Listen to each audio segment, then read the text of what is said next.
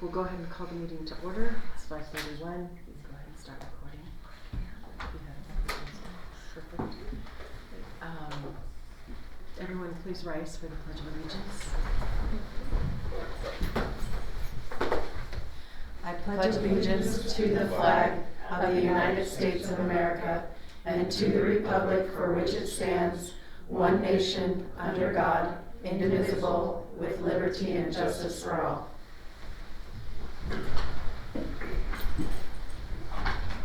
I entertain a motion for the approval of tonight's agenda. So moved. Second.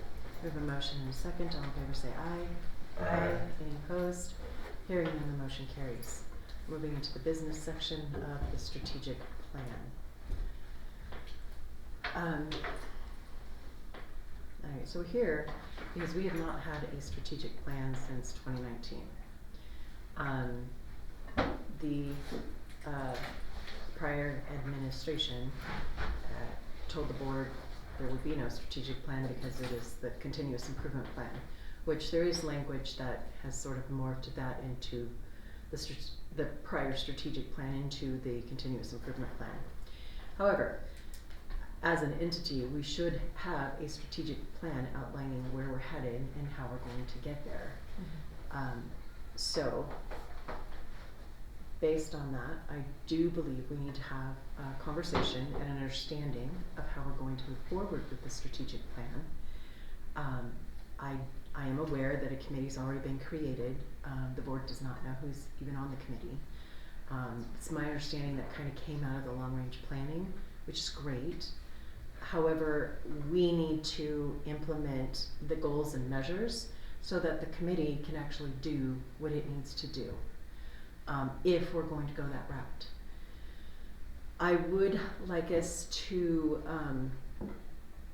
start with the strategic plan for 2014 to 2019. Dr. Reynolds actually put that together, and it's pretty cohesive. But I'd also like to entertain discussion throughout this entire meeting over this. It's not just me talking and no one contributing.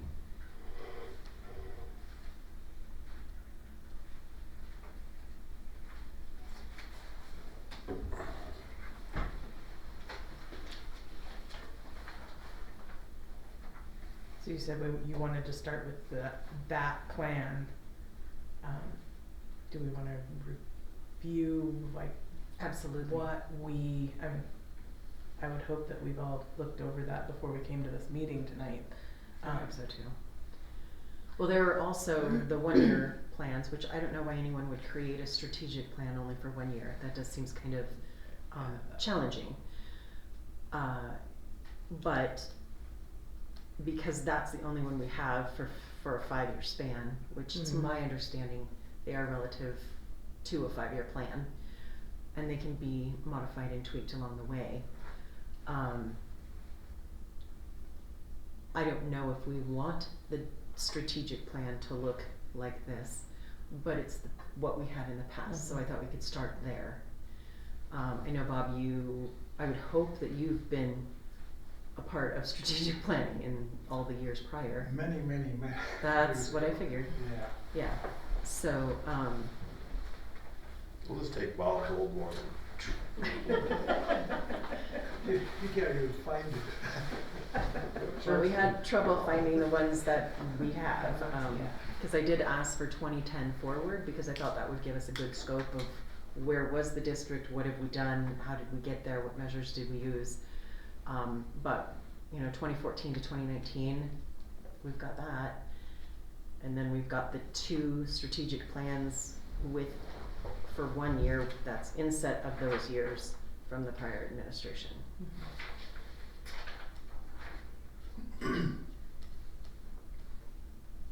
So it's your idea to work off the 2014-2019 plan That's my idea.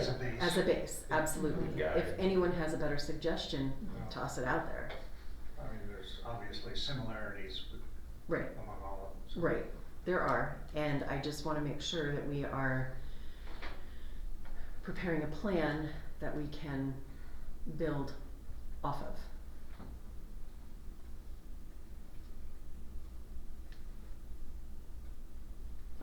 research, this is an accumulation of input from, you know, our staff, our building staff, our administrative team, parents, students, taxpayers. I mean, we do need to incorporate their perspective. I do know that one of the questions Lisa has tossed out to us in past meetings is, you know, we need to figure out if we're still moving forward with small neighborhood schools.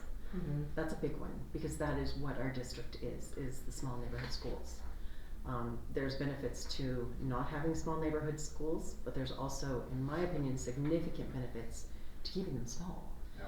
So, I mean, I'd like personally just a comparison of the tax dollars. I mean, is it, because the way it was explained to me is the biggest expense is just the building principal. So if it's just a matter of 3 or 4 employees, is that really cost beneficial for our district? Because if it contains the same number of students, you're just merging 2 schools into one, you have the same number of certified staff. So, but I don't know. I mean, No, you're right about that. Yeah. You know, because X number of students requires X number of teachers. Correct. To be before them, and the associated, classified personnel, paraprofessionals and so on and so forth. You know, there's a little bit of savings at the administrative level. Right. If you were, let's say you just lump 2 schools together right. for the sake of comparison. One of the things that you encounter is when you put more students in a larger building, there's only one principal, but he may have to have 2 vice principals in order to take care of all the issues, all the discipline, all Correct. the various issues that would come up. And the same is to some extent true with classified staff. You don't necessarily eliminate a secretary because attendance is Correct. a big issue that somebody has to take care of, along with, you know, recording grades and all kinds of things. So, yeah, the savings is marginal, I guess, is what I would say. I mean, there is the expense of the actual building, but to create large schools, that's an astronomical expense for us. Right, so. It is, so why not just build another 1 or 2 smaller schools? I know that we are challenged with needing another high school. We need to move the middle school. There are logistic obligations that we have that we need to meet, and we have no idea how we're going to do it. And I think we do know, and I think there's research out there to verify the fact that from an educational standpoint, most students will be better off in a smaller school setting. Absolutely. By and large, most parents appreciate that too, because you know, kids form their cohort of friends and so forth, and that happens easier in small schools rather than large schools. Well, I think building that sense of community is maintained in a small school, where when it's so large, you don't know who's coming and gone. It's just, it's And in a this small school. district, you know, the identity of a community often surrounds the school. You know, Right. Gadsden Absolutely, it Elementary does. School, Spirit Lake Elementary School, Right. Garwood area, and so on and so forth. And most people prefer that, feel more comfortable Yeah. with that, I think.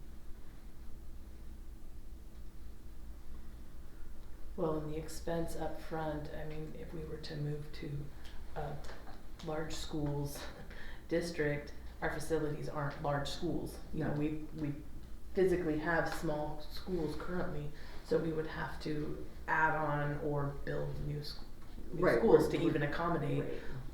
larger classroom sizes. I mean, unless you're packing them in like sardines. So. Well, the thing is we can't necessarily have larger classroom sizes, we just add more classrooms, which elongates the building, and then, you know, you become octopuses, and you have buildings like, you know, our poor Athol building has more, it's like a little maze. Yeah. It's kinda cool, but not really. So, we do, I know that is one point of contention that Lisa's brought to the table. What are we doing? Lisa has mentioned we need to go out for survey. I don't know if we do, if we should, if we want to. I mean, we are the pulse of the people that voted us into our seats. That's right. So I think we have a good understanding what our constituents are looking for, and you know, our constituents are parents. So, and there's a big pulse of non-student people that are, you know, taxpayers that don't have students in the district, but they benefit from quality, educated children, because it grows the community in the future. Yeah. And without a doubt, you know, quality education in a community is what everyone would love to have. Mm-hmm. And certainly people who are looking at the area to resettle always look at that as one of their first issues if they have Mhm. children. If they don't have children, it doesn't matter much to them. Right. But, Which is disappointing because it actually does matter. I was just gonna say, except that it Yeah. does matter Yeah. because Absolutely. you know, good schools equals good communities. Exactly. And fewer derelict. We would hope, but you never know. So, on that note, where shall we go from here? well, if we you know, take the model we have, Mm-hmm. and you know, I think we could direct the superintendent and the administrative staff to go through and do the necessary updating in terms of dates and names and all that kind of stuff, you know, Yeah. simple stuff, and to reach out to the various stakeholders and take input, see if there are areas that need to be expanded upon or some that maybe need to be deleted and so on and so forth, Mm-hmm. and put a draft together and come back to us. Okay. Before we give them those directives, I mean, are we in agreement with the mission, the vision, the core beliefs that are laid out in this plan, the curriculum? I mean, that's where I think we need to put it in the board's language. I don't think others should be doing that for us. No, not necessarily. Right, but I don't want people to take their valuable time and do an abundant amount of work, and then we're like, yeah, no, we don't really like that. Because we've had that occur before, and it's very frustrating. Because then I think the community thinks we don't appreciate their work, which we absolutely do, but we seem to run sometimes with our cart before our horse. And so the purpose of this meeting is to put the horse in front of the cart so that we can go forward and make sure that it's smooth.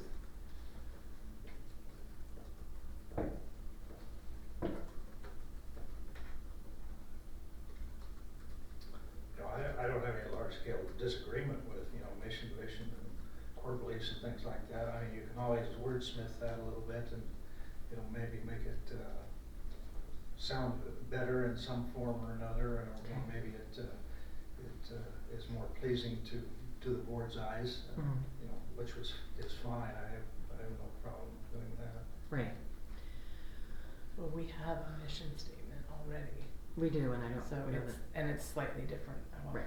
slightly different than which it the should one be. that's listed on Should here. be the same, right? It should be the same. And Maria, when you found this document, is it, like, can we have it in a manipulatable form, or is it, we can, okay, perfect.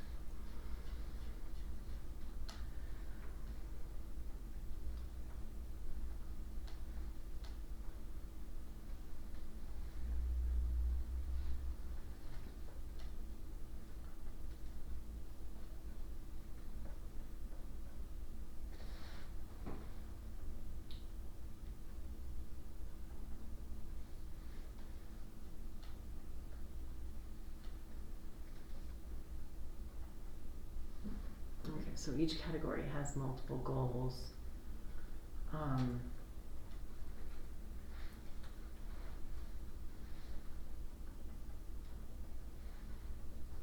And since we've already laid out some of this, goals and metrics in our SIP plan, that doesn't, Mhm. you know, just because the SIP plan isn't our strategic plan, doesn't mean that we can't use elements of that Absolutely. into this. Well, and I do know that like in our SIP plan, we don't address facilities. Even though we're allowed to, we've yet to do that. So we definitely need to address that in the strategic plan.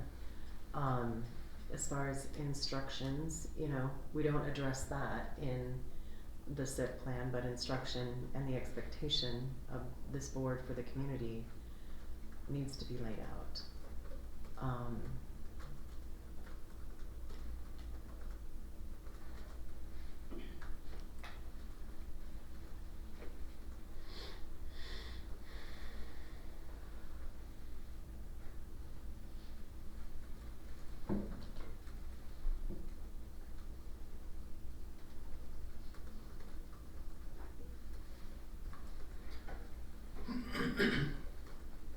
Like the community relations and school climate, I think, without a strategic plan, our administration has done a phenomenal job at turning that around.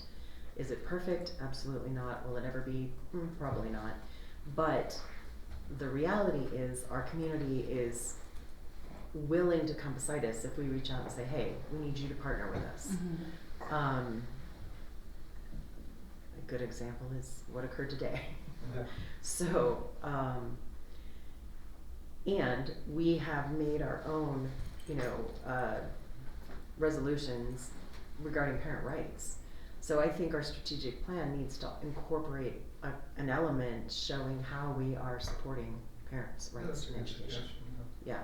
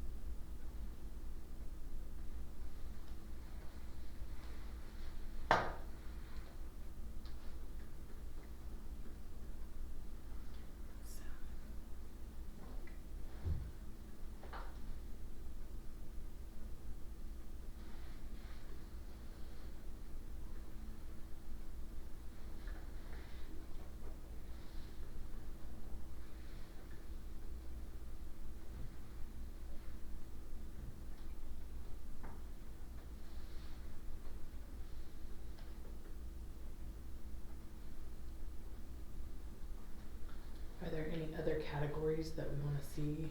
You know, we've got curriculum, instruction, leadership,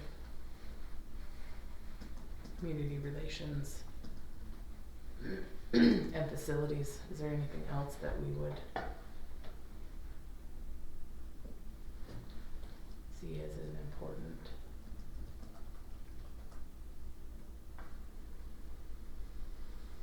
aspect of our district that we need to address?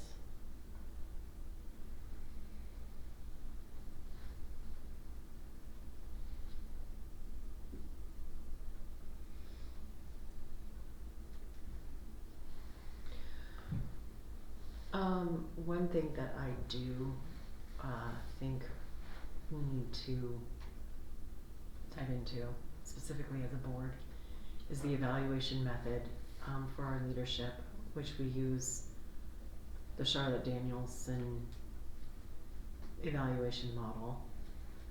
And I know that prior to our new superintendent, it was like a 45-page document.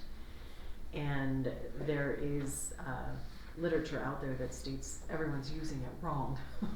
You're not applying it correctly. So I am curious, Lynn, is it a requirement for us to use? Okay, so I think we need to seriously look at that to make sure it's actually helping our district create and develop the strong leadership within the building, within the classroom, you know, at the district level. I really think we need to take a look at that.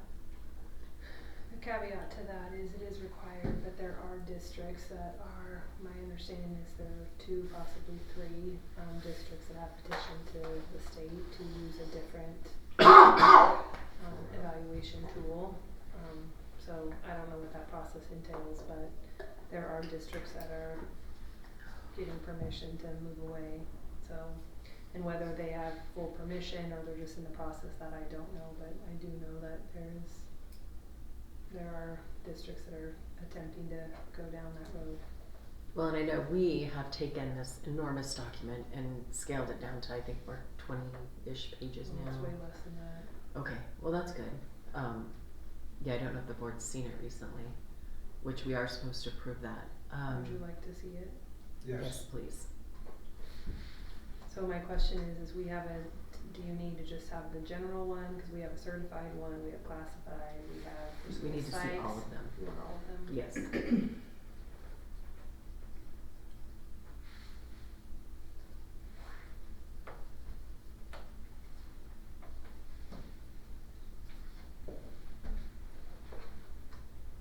Because I know the concept behind Charlotte Danielson is great, but I think as she herself has argued, people are doing it all wrong. So I'd like to know if it's really a good measure, or if we can create a better measure off of her methodology. And she's been quoted as saying it was never supposed to be used as an evaluation tool. Correct. It's a good guide, it's a good observation, but it's always been through the lens of coaching teachers for Right. instructional pedagogy, not through the evaluative process. So that has created a little bit of consternation from. Right. And I would agree with that. I mean, it's, you know, is this tool actually helping us understand where the teacher specifically needs help, or where they're really shining and succeeding? And is it just a check the box? Because if it's just the check the box, that doesn't do anyone any good.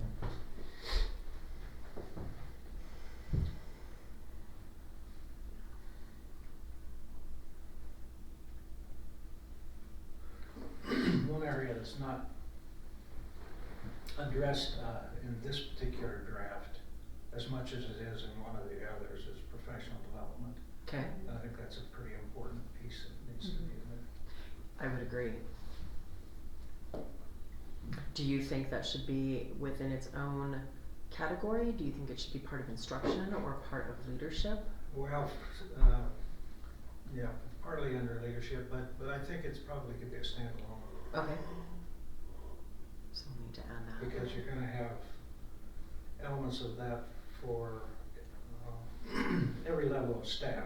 You know, Right. Administrative, Correct. certified, classified, so on and so forth. Facilities, bus Yeah. transportation, Mhm. yeah.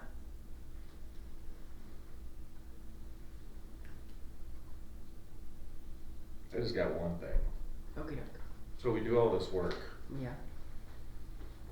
but how do we make it, everybody accountable for everything we write down? Because that seems like the biggest thing, you know, it's like we write it down, but Right. so seems like we waste our time. Well, I hear what you're saying. But I believe if we create this the way it's intended to be used, we are annually going to be reviewing this and finding out, are we on task? Is this where we're headed? Are we meeting these goals? We're going to have to hold the superintendent to a level of accountability for supporting the strategic plan. Right. That to me, I mean, it's not just like we put this out there and now we have it and we go in 5 more years and look at it again. I think it needs to be reviewed annually. Yeah. And I would suggest that it be reviewed annually around the annual meeting in January. Simply because as that's when new trustees take office, if they don't even know what's on the strategic plan, Mhm. how can they do their duties? Yeah. Just from being in the military, they write all these regulations and Right, protocols and all this stuff, and then they don't even follow it. correct. And it's- And then they just go on Yeah, business as it's like- usual and yeah. and nothing Nothing happened. changes, No. nothing. And that's a part of the way you structure it. Again, I paid a little more attention to one of the other drafts in this one, but incorporated in there were elements that would be important for building levels to address on Mhm. a routine basis. Okay. It's not just a matter of us looking at it once a year, but Right. if the folks in the field aren't doing the work to follow up on what Right. that plan is, Right. then it's all of no avail. And Right. that's what Dave Mhm. suggested. Yeah.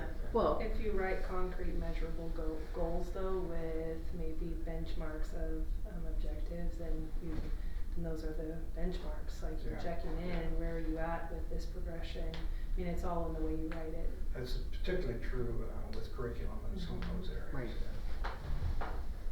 But if you want tangible outcomes, you have to write tangible goals. So that's what we have to do. The goals just have to be ways that can be measured. Yeah. right, It can't be vague, correct. miscellaneous. Or pie in the sky, that we Mhm. have no It way needs to to be, attain. reasonable and achievable.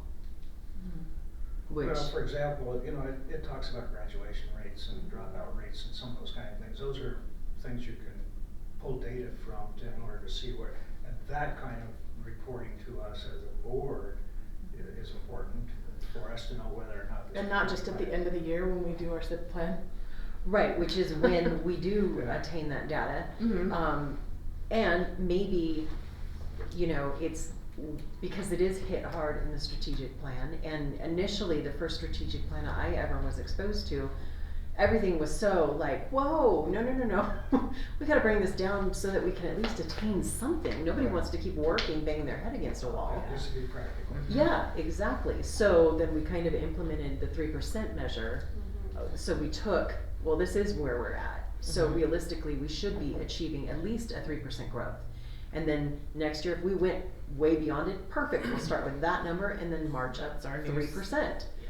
Because you can't say, 95% of the kindergartners are all gonna read. It's like, well, okay, that's an ideal, but is that really attainable when you don't have all the right tools for every single teacher, and you don't have the support staff that's needed to produce that? Mhm.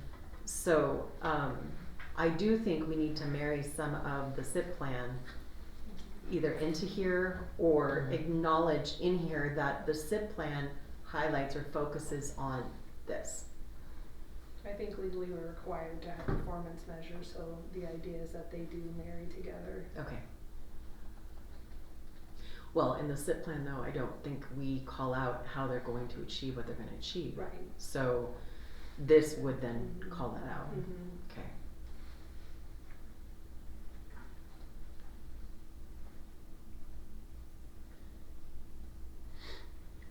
I'd like to see more like building stuff on there, like. For facilities. Yeah, like, what are they doing inside the buildings to make it better, or upgrading, or, Mhm. just maintaining a clean building, Kind of like elements from Fariola's Matrix, something Well, like. Yeah, something, I mean, Mhm. because it says, the facilities shall maintain and upgrade existing facilities and plan for future school facility needs. But there's, it goes right into, like room, students, and I wanna see Yeah. what they're doing to keep our buildings nice, or trying to do it, and then Right. when it's not getting done, why is it not getting done? Yeah, that element You seems know. more like the responsibility of the custodial staff in the school and the principal as far as that element, but I see what you're saying with like what is our facilities department doing? Right, and I do know that there are challenges within buildings to get facilities into their building to get the maintenance done. Mhm. So I don't know that that is something that's addressed in the strategic plan, or if it's something that's addressed at the superintendent level, but it is something that needs to be, it needs to be addressed. I would say both then. Okay, perfect. I'll just keep, Yeah.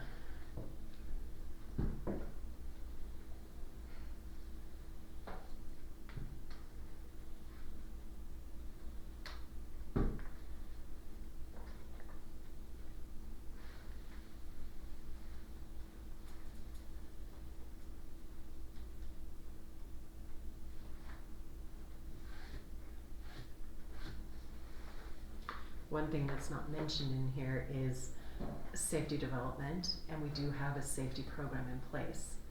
So I do think we need to implement that within the strategic plan as how are we growing our safety Mhm. plan?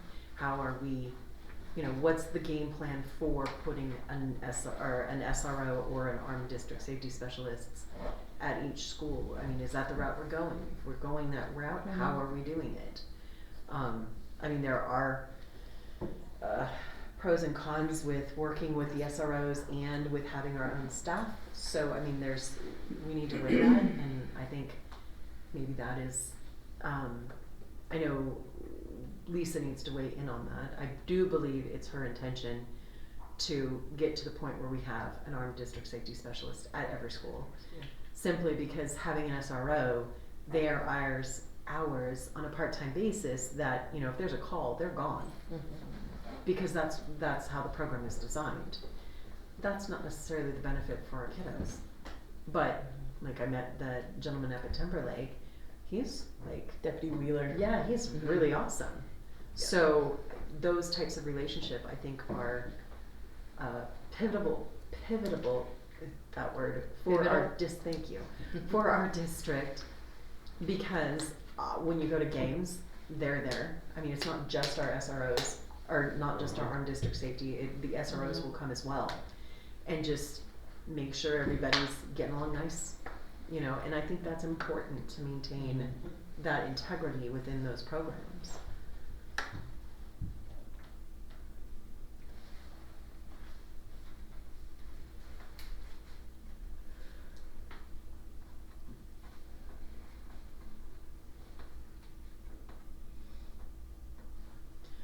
I need to clarify, are you gonna go back and listen to the bullet points that we want? Okay, perfect, thank you.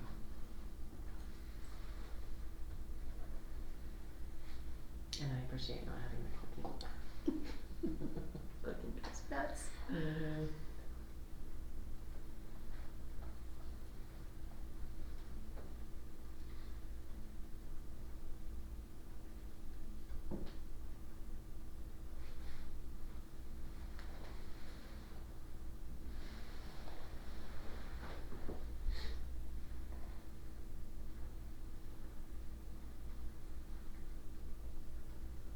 And I would think you would be a good resource at weighing in on the curriculum goals and metrics.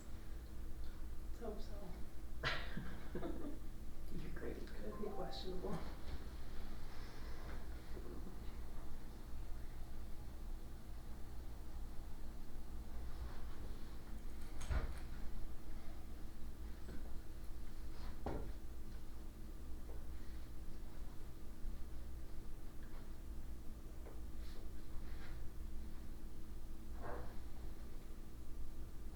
Well, that's interesting, because one of the components under the curriculum,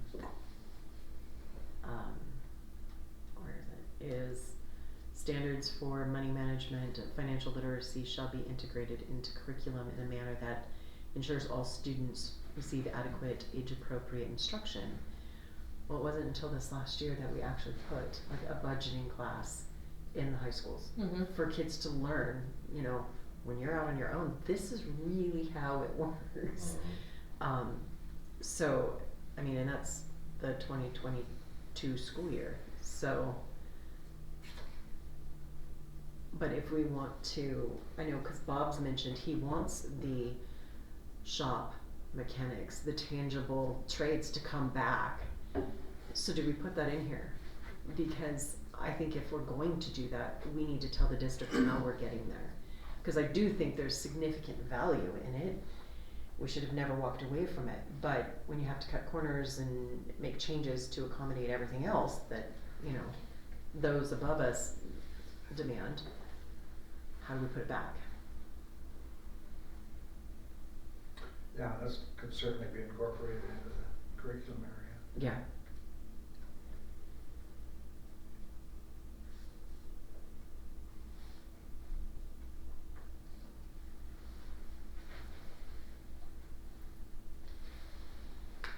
See, I don't know if this is an appropriate goal. Well, it's a goal, but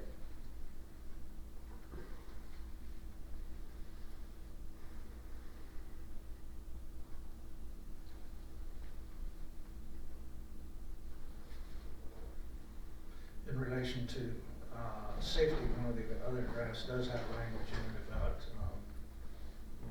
cameras, that we've been purchasing and some of those kind of things, so that information needs to be updated. Maintaining the hardware. Yeah.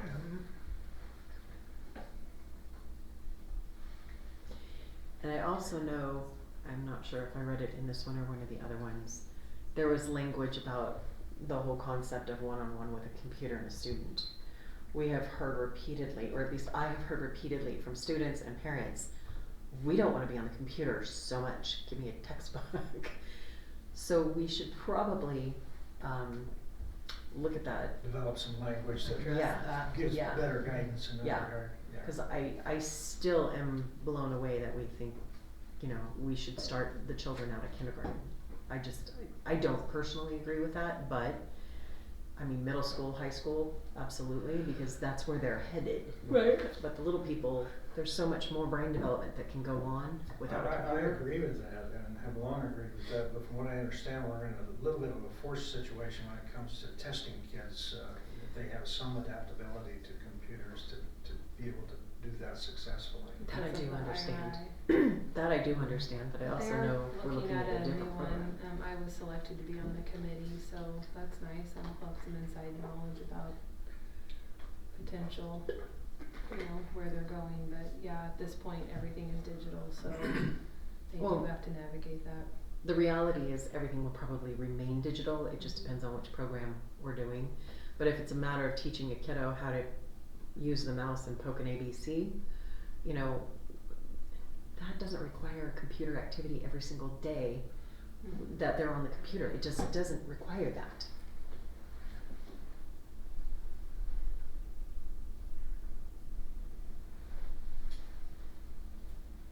Now, if you're gonna teach them all the shortcuts, just kidding.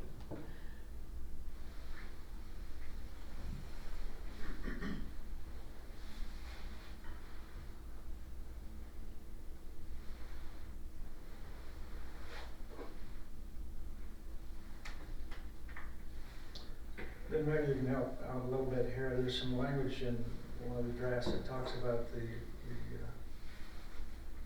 school crisis response plan, which is kind of a district-wide thing, but there really is one school by school, is there not? Well, it's our district crisis plan, but like your evacuation side or those kinds of things would be unique to each building. Yes. But it's an overview. Everyone follows the same plan.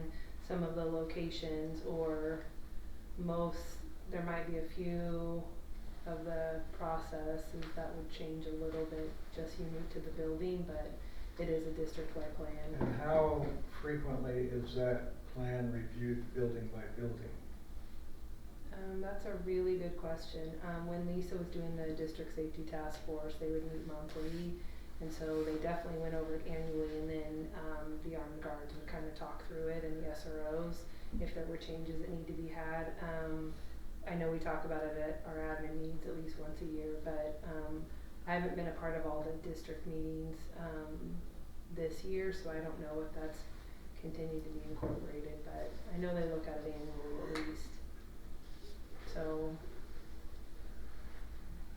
And the crisis plan is not just Right, it's everything. armed shooter or something like that. No, you it's, know, if you you know, have a Yep, chemical hazard, spill next yep, to the it's all of school the or above. any of those Mhm. kinds of things. So we go over all of the initial, lockdowns happen every month, we do fire drills, all of that happens.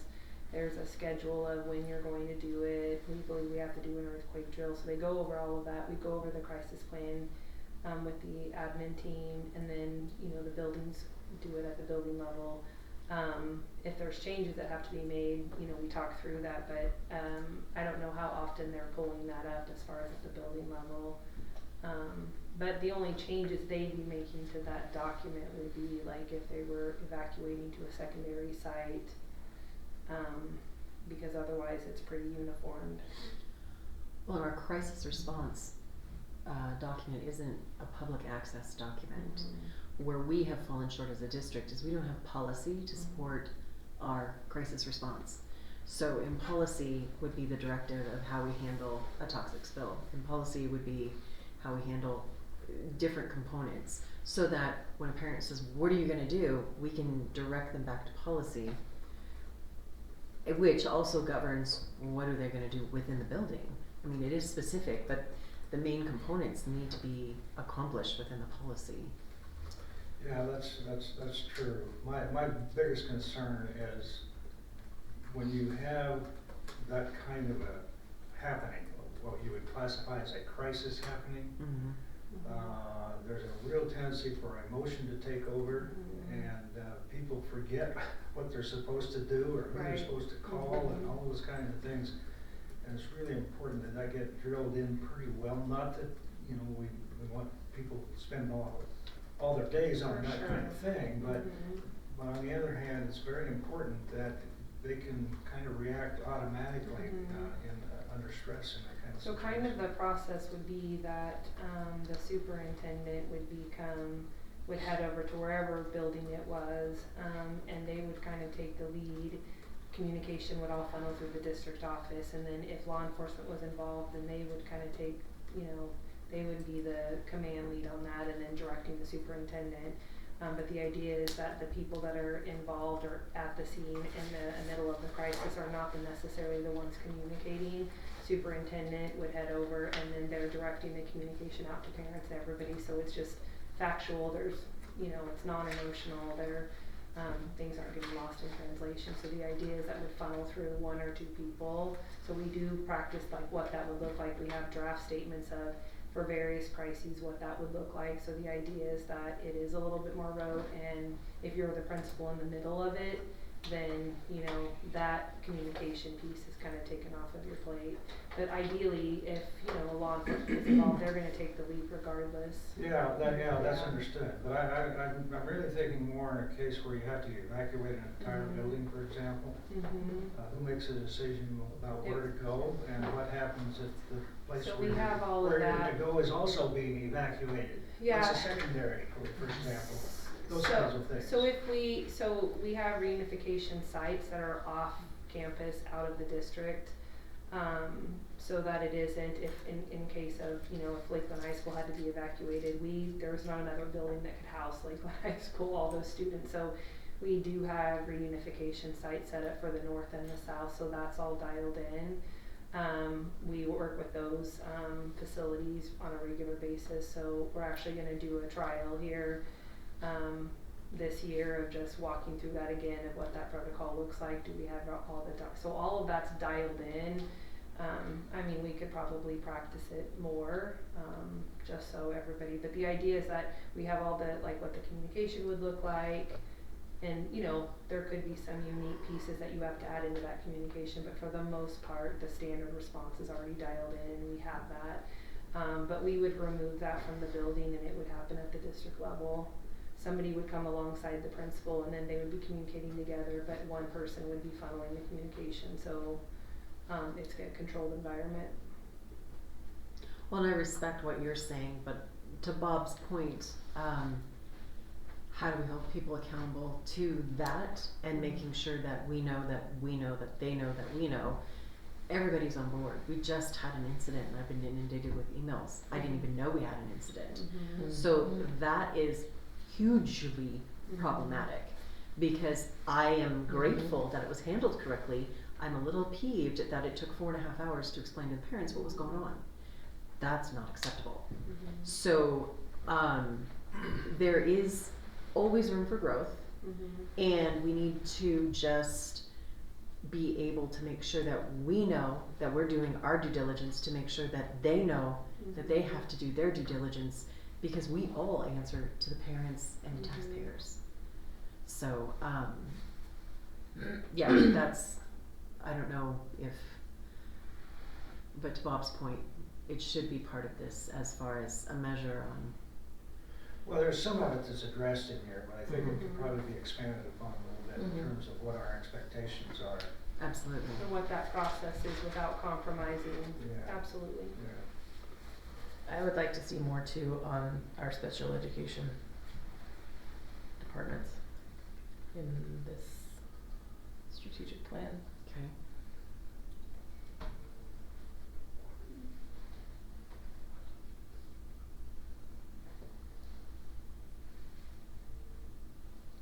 respect to that, is where would you like us to go with that?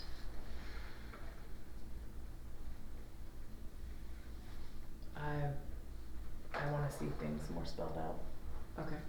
when we're, As far as child management, as far as classroom management, Mm. as far as, I think it's more on the evaluation and district level. of the kiddos? Okay.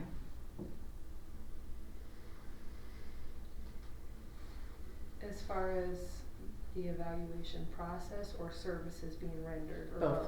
both? Both.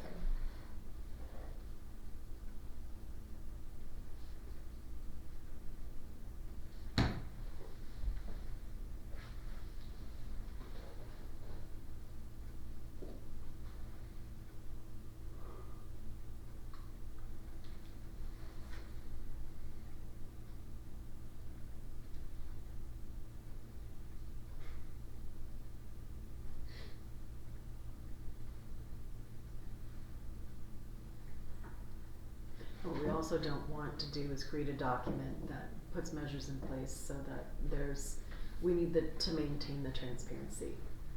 We don't want things forced into a category saying, look, we achieved it when we really didn't. To my knowledge, we haven't done that with the new administration, and I'm very grateful for that. Cause the only way we can improve is to know where our shortcomings are. Where we actually, Yeah. where we actually sit.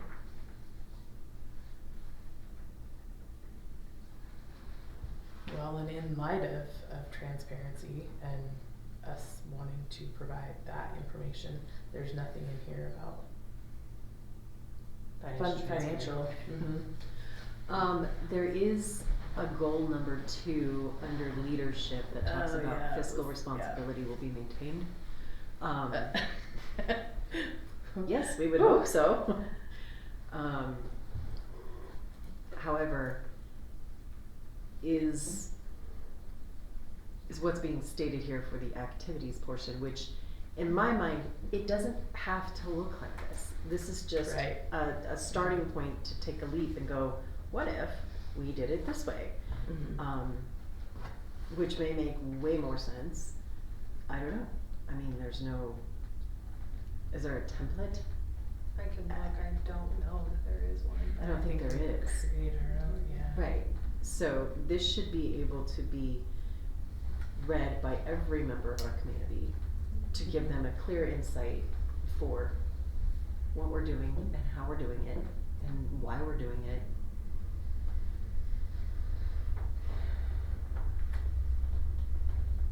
Yeah, I'm not sure how the metrics truly fit into that fiscal responsibility goal. Student performance will be analyzed to assist in determining the effectiveness of financial priorities. That's that whole vague concept. Yeah, Yeah. exactly. And how is that a metric? Or that- measurable. That, yeah. Well, and even number 2, administrative staff and parent patron feedback will be solicited. That's not really a metric. No, The metric would be. Yes or no? That's you not can show objective. that Did or it's- not, you know, Yeah. right, yeah, it's, It's a yes or no.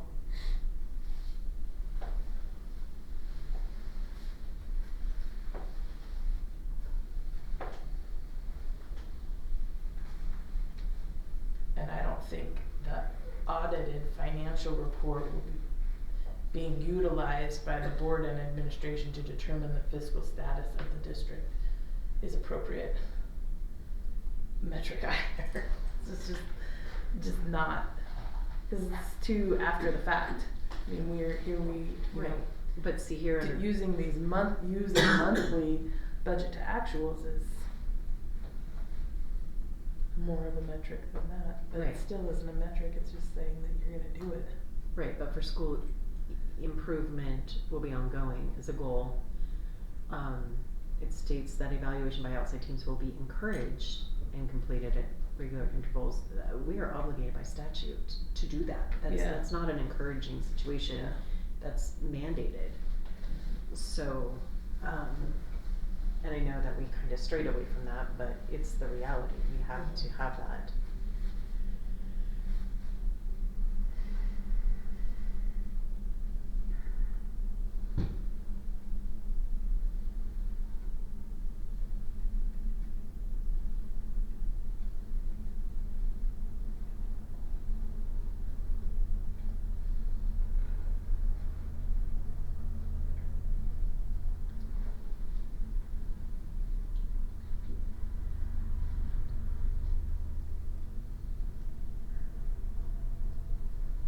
That's interesting.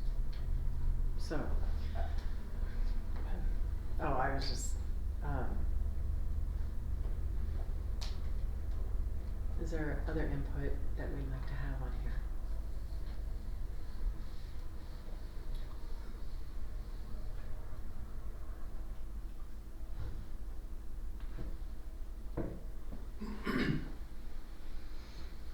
We get everything incorporated that we just touched on, that's a big improvement. It's a Mhm. huge improvement. Mhm. It's actually exciting. I mean, Yeah. we're going in the right direction.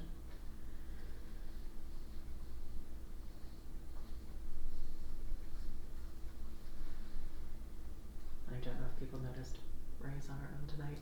Yes. She's a rock star.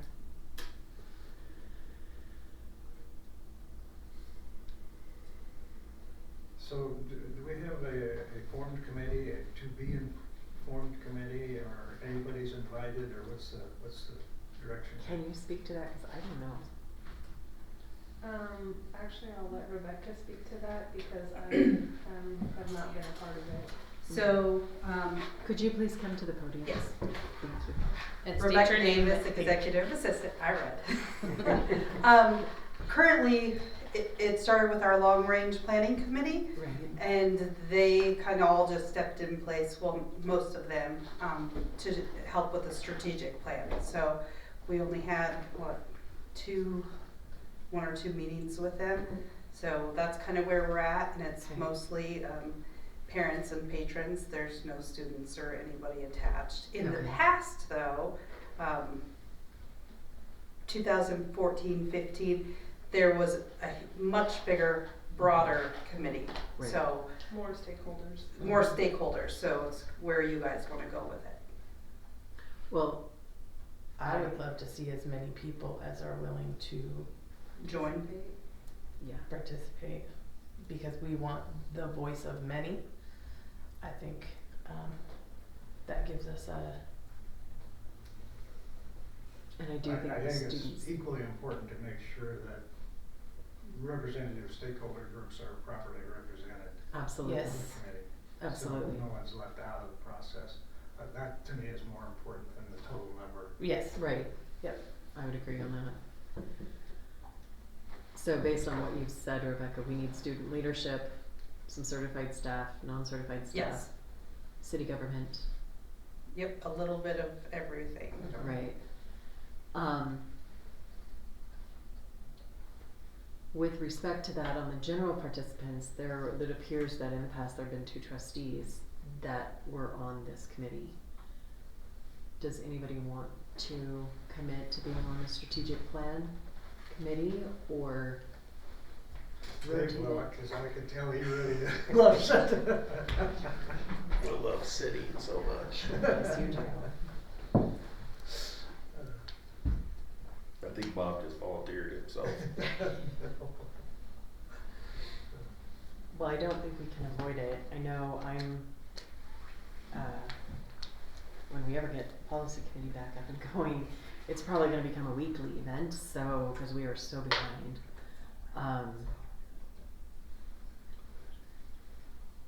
So beyond that, I mean, it'd be great if, I don't mind participating as long as I don't have to write. okay. I think they can work around that, Bob. I'll hop in it too. Okay, so Randy and Bob will, be part of the general participants. Perfect. And it looks like you will too, and so will Jessica and Lisa. I don't care who is part of the general participants. I'm not saying you're required to, but you are required to put input on curriculum. Okay, do we have any other thoughts, considerations, input, direction? No, do we need to take action and say that we are going to form a committee and make that official? I would say yes, we do need to do that. Can I ask a clarifying question? Do Yes. you like the 14 template? Do you want us to use that format, or is there another format you like better? Me personally, I appreciate the format, but I don't want to just copy and paste from, reword sentences. Right. I want it to be our document, Yeah. and I want it to be, But you like that structure. yeah, where we've got, Okay. the targeted items, the goals, and how we're gonna get there. Okay.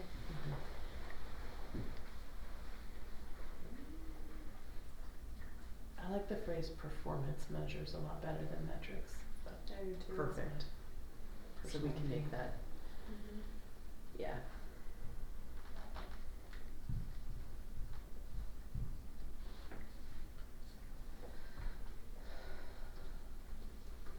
And I'm always wanting to wordsmith, so we know that. You're good at it. Okay, anything else? I just wanna ask one more question related to the evaluation, the state designated evaluation tool. At this juncture, are we happy with that, satisfied with that, questioning it? Do we wanna move away from it? That's more than one question there, but Right. you get the idea. Well, I know that we need to review it. We're supposed to be doing that annually. Because the teachers are already on it for this school year, we could make changes now, but it's not gonna be implemented till next school year. Or we could walk away from, we could do whatever we feel is in the best interest of our district and our staff. But we can slate that, review for another board meeting, so that we all have. Well, if we're gonna get copies of that, maybe we Uh-huh. can have a little discussion about it. Equally important, I think, is, what's the satisfaction level of staff, both administrative and Right, those who are being evaluated, right. with the tool that's being used. And I'm getting an interesting look over there. I think those That's mixed partly reviews. why I'm asking the question, raising that question. Do you want me to answer that question? I'm reminding you that is the tool we have to use at this point per the state. I think that our staff really struggled when it was 100 pages long, when you added in all your pieces. We have minimized that substantially. I feel like I could speak for most of the admin team. We did a PD specifically on this today. You did a what? Professional development today on this.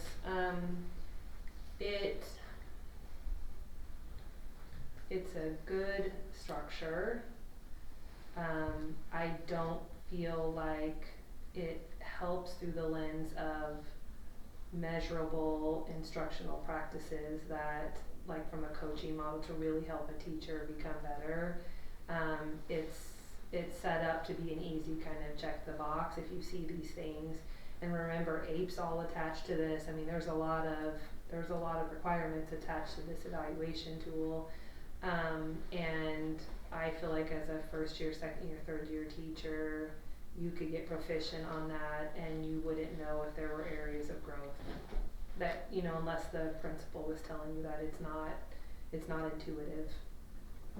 So part of our job is making it intuitive and really being able to delineate out where are there areas that they're shining and what are additional areas. Because you only know what you know. You've gone through your training, you know the strategies that you've been shown, but I personally do not feel like it always lends itself. Lisa may have a different perspective, but I feel like it doesn't always lend itself for growth for teachers instructionally. Well, That's my honest answer. complaints I've received is, it's just more hoops to make everybody jump through, so that the district can get what it needs, with respect to.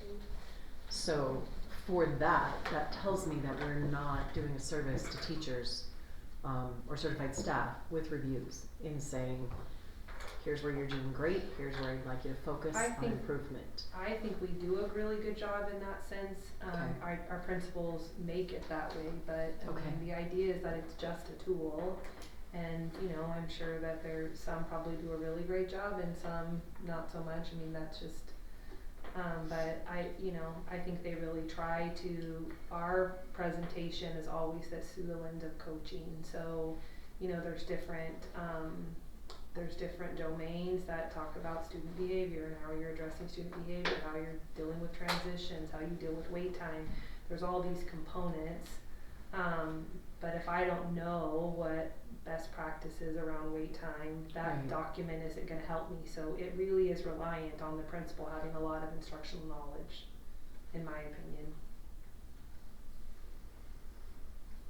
Good. I will not pursue it beyond that. Lisa could have a different perspective. In fact, I think she does, but you asked my honest opinion, so. And we appreciate that. Thank you.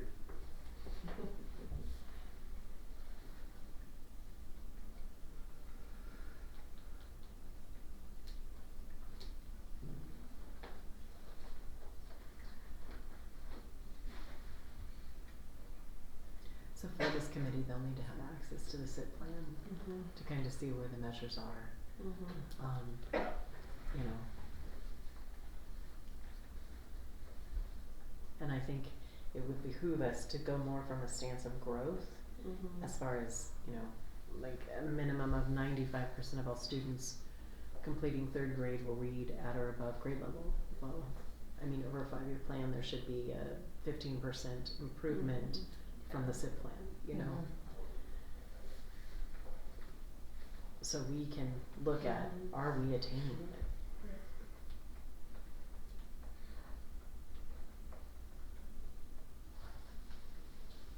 Things of that nature. Mhm. I agree. Okay. It should be scaffolded. Alright. Could you- What? I know we have strategic planning and then we have the long range planning. Mhm. Couldn't you make one document with everything in it instead of having multiple documents? Well, I've never seen a long-range planning document. I've seen the agenda and what gets talked about. Yeah. I'm not really sure what they're formulating in that committee. I know Actually, that, excuse me, I was just gonna say, long-range planning should be an element of the strategic plan, I would agree with that. ideally. I would agree with that, because,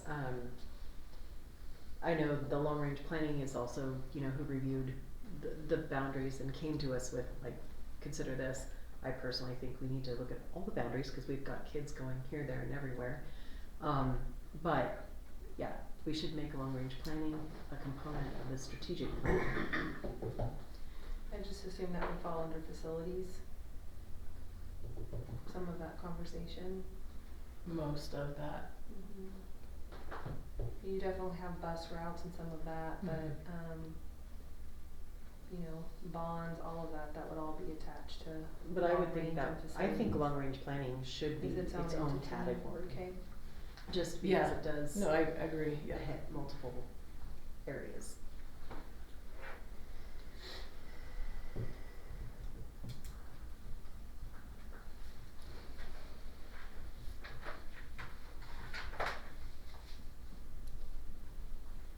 Any other comments, considerations? Okay. So I'll entertain any motions we have on our business that we've just conducted. I would move to create a strategic planning committee.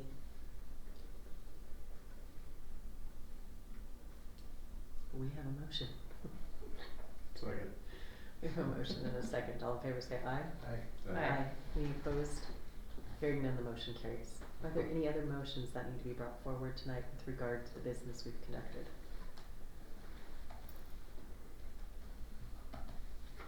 Bob's wheels are turning. I'm just curious.